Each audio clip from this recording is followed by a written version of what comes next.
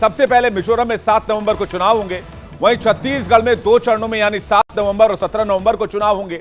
17 नवंबर को ही मध्य प्रदेश में भी मतदान की तारीख रखी गई है, तो वहीं 23 नवंबर को राजस्थान और 30 नवंबर को तेलंगाना में वोटिंग होगी। सभी 5 राज्यों के नतीजे 3 दिसंबर यानी कि ठीक 55 दिन के बाद आज से आ जाएंगे। Mizoram, the date of poll will be 7th November and date of counting would be 3rd, which is common of course for all these states, and elections in all these states would be completed by 5th of December. So date of poll is 7th November. Similarly, in case of Chhattisgarh, the elections would be in 2 phases.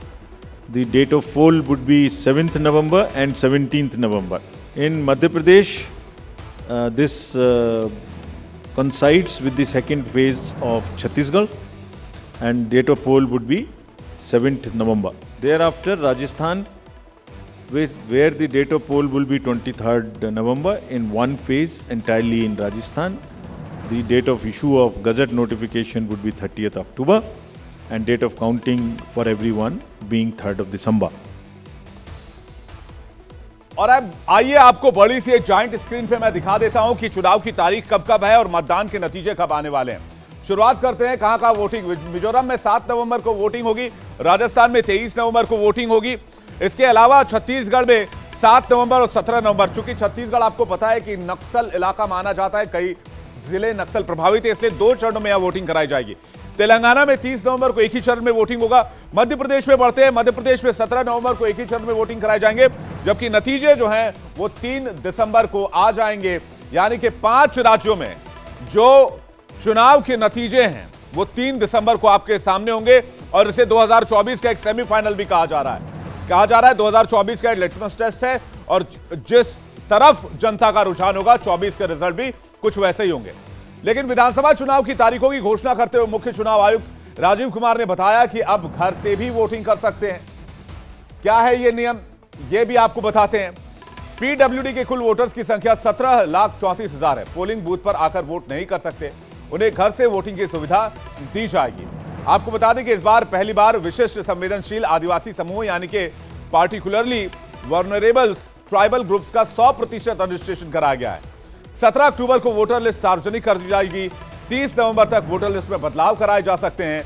और इतना ही नहीं, इस बार 1,77,000 मतदान केंद्र होंगे, और 1,01,000 मतदान केंद्रों में वेबकास्टिंग की व्यवस्था रहेगी, यानी कि लाइव फीड आता रहेगा।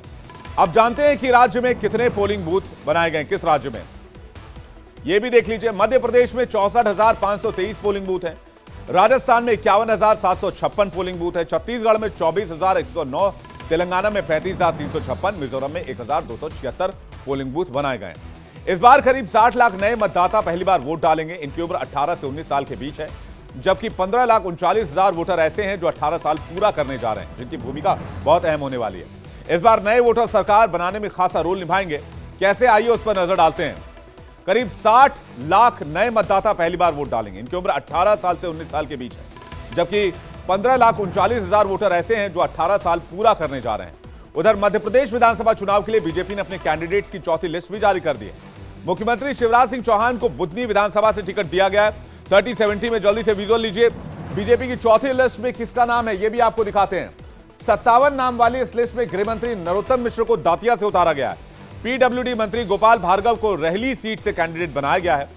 चारों सूचियों में बीजेपी अब तक 136 प्रत्याशियों के नाम घोषित कर चुकी है। अब 94 सीटों पर प्रत्याशियों के नाम का ऐलान होना बाकी है। चुनावी राज्य राजस्थान के लिए बीजेपी ने अपनी पहली लिस्ट जारी कर दी है। इन 41 कैंडिडेट की लिस्ट में बीजेपी ने 7 सांसदों को विधानसभा चुनाव के लिए मैदान में उतारा है। ऐसा ही प्रयोग बीजेपी ने मध्य प्रदेश में भी किया था। अब जानते हैं किसे कहां से टिकट दिया गया है। राजस्थान से सांसद राज्यवर्धन सिंह राठौड़ को छोटावाड़ा से टिकट मिला है।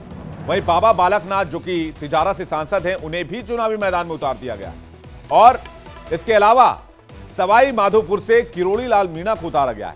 किशनगढ़ के सांसद भागीरथ चौधरी और सांचौर से सांसद श्री देवजी पटेल को भी विधानसभा चुनाव में टिकट देकर उतार दिया गया है। उधर बीजेपी ने उम्मीदवारों की दूसरी लिस्ट जारी की, जिसमें पूर्व मुख्यमंत्री रमन सिंह का नाम भी शामिल है। छत्तीसगढ़ में कौन कौन से बड़े कैंडिडेट हैं, यह भी आपको बता दूं।